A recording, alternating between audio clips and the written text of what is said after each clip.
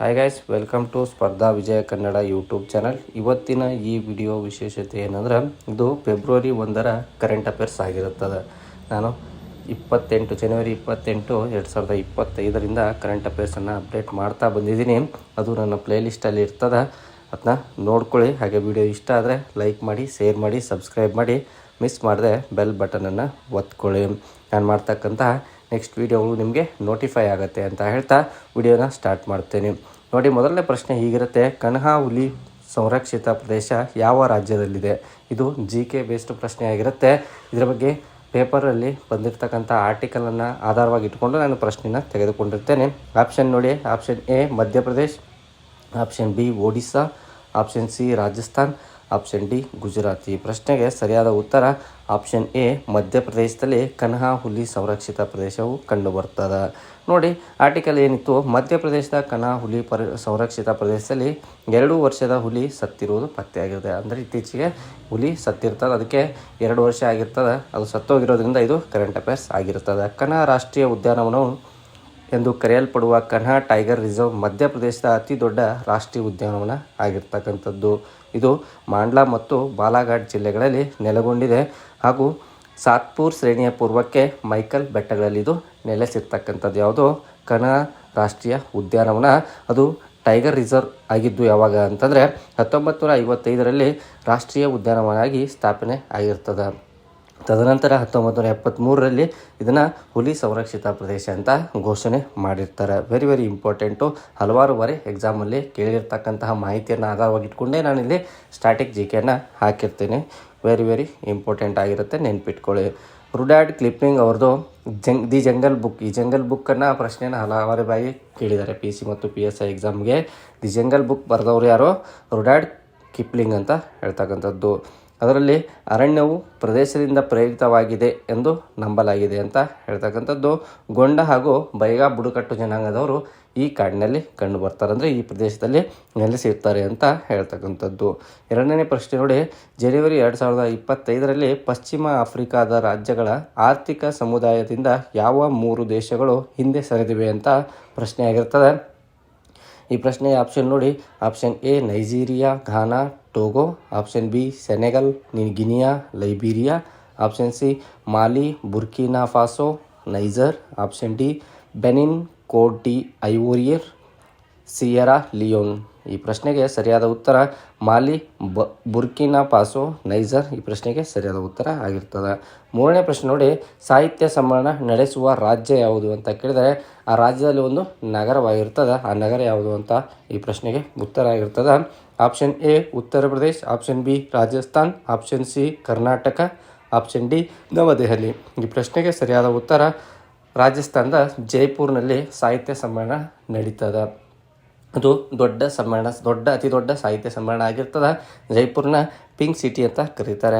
ನೋಡಿ, ಅದರ ಆರ್ಟಿಕಲ್ ಹೀಗಿದೆ: ಜೈಪುರ್ ಸಾಹಿತ್ಯ ಸಮ್ಮೇಳನಕ್ಕೆ ಅದ್ದೂರಿ ಆರಂಭ. ಅಂದರೆ ನಿನ್ನೆಯಿಂದ ಅದು ಅದ್ದೂರಿಯಾಗಿ ಆರಂಭ ಆಗಿರ್ತದೆ. ಪಿಂಕ್ ಸಿಟಿಯಲ್ಲಿ ಜಗತ್ತಿನ ಅತಿ ದೊಡ್ಡ ಲೀಡ್ ಫೆಸ್ಟ್ ಅಂತಲೂ ಅದನ್ನ ಕರೀತಾರೆ. ಸಾಹಿತ್ಯ ಸಮ್ಮೇಳನವನ್ನು ಮೆರವಣಿಗೆ, ಶಂಕನಾದ, ಮಂತ್ರ ಪಠಣದೊಂದಿಗೆ ಚಾಲನೆ 5 ದಿನಗಳ ಕಾಲ ಇದು ನಡೆಯಲಿರುವ ಸಾಹಿತ್ಯೋತ್ಸವ ಆಗಿರ್ತಕ್ಕಂಥದ್ದು. ವಿಶೇಷತೆ ಏನಂದ್ರೆ, ನಮ್ಮ ಕರ್ನಾಟಕದ ಸುಧಾಮೂರ್ತಿಯವರು ಅಲ್ಲಿ ಹೋಗಿರ್ತಾರೆ. ಅವರು ಮತ್ತು ಅಭಿಜಿತ್ ಬ್ಯಾನರ್ಜಿ ಅವರು ಕೂಡ ಅಲ್ಲಿ ಉಪಸ್ಥಿತರಿರ್ತಾರೆ ಅಂತ ಹೇಳ್ತಕ್ಕಂಥದ್ದು. 4ನೇ ಪ್ರಶ್ನೆ ನೋಡಿ: ಬಾಹ್ಯಾಕಾಶ ನಿಲ್ದಾಣಕ್ಕೆ ಪೈಲಟ್ ಆಗಿ ಆಯ್ಕೆಯಾದ ಮೊದಲ ಭಾರತೀಯ ಗಗನಯಾತ್ರಿ ಯಾರು? Option A Shubhanshu Shukla, option B David Nils Larsen, option C Jim ಕಡಿಮೆ, ಆಪ್ಷನ್ D ಮೇಲಿನ ಯಾರೂ ಅಲ್ಲ.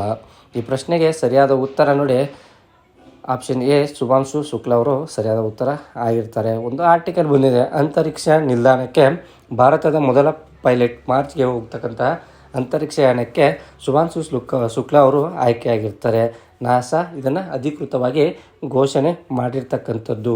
ನೋಡಿ, ಇಸ್ರೋದ ಬಗ್ಗೆ ಕೆಲವೊಂದಿಷ್ಟು ಮಾಹಿತಿ ಇದೆ. ಇಂಡಿಯನ್ ಸ್ಪೇಸ್ ಆರ್ಗನೈಜೇಷನ್ ಅಂತ ಅದರದ್ದು ಫುಲ್ ಫಾರ್ಮ್ ಇರ್ತದೆ. ಹಲವಾರು ಅದನ್ನು ಕೂಡ PSC PSI ಎಕ್ಸಾಮ್ಗೆ ಕೇಳಿರ್ತಕ್ಕಂಥದ್ದು. ಸ್ಥಾಪನೆಯಾಗಿದ್ದು 15 ಆಗಸ್ಟ್ 1969ರಲ್ಲಿ ಕೇಂದ್ರ ಕಚೇರಿ ಬೆಂಗಳೂರಿನಲ್ಲಿ ಹೊಂದಿರತಕ್ಕಂಥದ್ದು. ಅಧ್ಯಕ್ಷರು V ನಾರಾಯಣ ಇರ್ತಾರೆ. ಈಗ ಇತ್ತೀಚೆಗೆ ಅವರು ಬದಲಾವಣೆ ಆಗಿರ್ತಕ್ಕಂಥವ್ರು ಸೋಮನಾಥನ್ ಅವ್ರನ್ನ ರೀಪ್ಲೇಸ್ ಮಾಡಿ ಇವರು ಬಂದಿರ್ತಾರೆ. ವೆರಿ ಇಂಪಾರ್ಟೆಂಟ್ ಪಾಯಿಂಟ್ಸ್ಗಳನ್ನ ನಾನು ಮಾತ್ರ ತೆಗೆದುಕೊಂಡಿರ್ತೇನೆ. ಇಷ್ಟ ಆದರೆ ಫಾಲೋ ಮಾಡ್ತಾ ಹೋಗಿ. ನೋಡಿ, ಇದೊಂದು ಆರ್ಟಿಕಲು ಪೊಲೀಸ್ ಕ್ರೀಡಾ ಮೀಸಲಾತಿಗೆ ಇಷ್ಟು ದಿನ 2% ಮೀಸಲಾತಿಯನ್ನು ಕೊಡ್ತಾಯಿದ್ರು. ಇತ್ತೀಚೆಗೆ ಕರ್ನಾಟಕದಲ್ಲಿ 3%ಗೆ ಅದನ್ನ ಹೆಚ್ಚಳ ಮಾಡಿರ್ತಾರೆ. ಅಂದರೆ 100ಕ್ಕೆ 3 ಪೋಸ್ಟು ಕ್ರೀಡಾ ಮೀಸಲಾತಿಯನ್ನು ಹೊಂದಿರತಕ್ಕಂಥ ಅಭ್ಯರ್ಥಿಗಳಿಗೆ ನೀಡಬೇಕೆಂದು ಇತ್ತೀಚೆಗೆ ಘೋಷಿಸಿರ್ತಕ್ಕಂಥದ್ದು. ಅಂದರೆ 33 ನಿಷ್ಕ್ರಿಯ ಸರ್ಕಾರಿ ಉದ್ಯಮಗಳ ಬಂದ್ ಮತ್ತು ವಿಲೀನ ಅಭಿವೃದ್ಧಿ ಯೋಜನೆಗೆ PPP ಮೊರೆ ಸಂಪುಟ ಅಸ್ತು ಆಗಿರ್ತದೆ.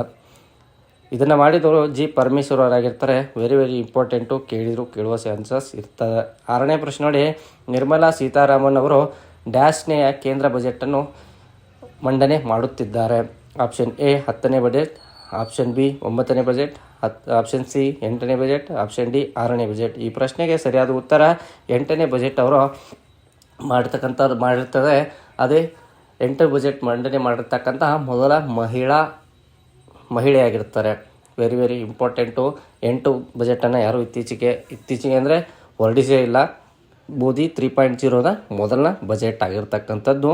ಇದರಲ್ಲಿ 16 ಮಂಡನೆಗಳನ್ನು ಅಂದರೆ 16 ಮಸೂದೆಗಳನ್ನು ಮಂಡನೆ ಮಾಡುವ ಸಿದ್ಧತೆ ಕೂಡ ನಡೆದಿರ್ತಕ್ಕಂಥದ್ದು. ಇವತ್ತು ಅಂದರೆ ಫೆಬ್ರವರಿ 1ರಂದು ಅದು ಬಜೆಟ್ ಮಂಡನೆಯಾಗುತ್ತದೆ 11 ಗಂಟೆಗೆ.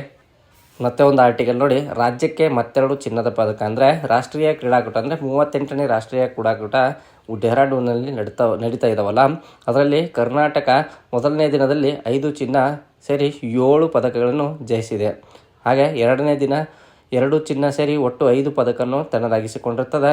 ಇದರೊಂದಿಗೆ 7 ಚಿನ್ನ 3 ಬೆಳ್ಳಿ 2 ಕಂಚಿನೊಂದಿಗೆ ಒಟ್ಟು 12 ಪದಕಗಳನ್ನು ಗೆದ್ದಿರ್ತಕ್ಕಂಥದ್ದು ನಮ್ಮ ಹೆಮ್ಮೆಯ ಕರ್ನಾಟಕ ಆಗಿರ್ತದೆ. ಈ ಆರ್ಟಿಕಲ್ ಕೂಡ ಇಂಪಾರ್ಟೆಂಟ್ ಆಗಿರುತ್ತೆ. ಇತ್ತೀಚೆಗೆ ನವೀನ್ ಯಾವ ಕ್ರೀಡೆಗೆ ಸಂಬಂಧಿಸಿದವರು ಅಂತ ಕೇಳಿದರೆ ಅವರು ಸೈಕ್ಲಿಂಗ್ ವಿಭಾಗಕ್ಕೆ ಸಂಬಂಧಿಸಿದಂಥ ಒಬ್ಬ ಅಭ್ಯರ್ಥಿಯಾಗಿರ್ತಾರೆ. ಮೇಘ ಯಾವ ಕ್ರೀಡೆಗೆ ಪ್ರಸಿದ್ಧಿಯಾಗಿದ್ದಾರೆ ಅಂತ ಕೇಳುವ ಸಾಧ್ಯತೆ ಕೂಡ ಇರ್ತದೆ. ಅವರು ಈಜಿಗೆ ಪ್ರಸಿದ್ಧಿಯಾಗಿರ್ತಾರೆ. ಅವರು ಕಂಚು ಪದಕವನ್ನು ಇವತ್ತು ಗೆದ್ದಿರ್ತಾರೆ. ಹಾಗೆ ನವೀನ್ ಅವರು ಸೈಕ್ಲಿಂಗ್ ವಿಭಾಗದಲ್ಲಿ ಪ್ರಥಮ ಸ್ಥಾನವನ್ನು ಗೆದ್ದಿರ್ತಾರೆ, ಅಂದರೆ ಚಿನ್ನದ ಪದಕವನ್ನು ಗೆದ್ದಿರ್ತಾರೆ.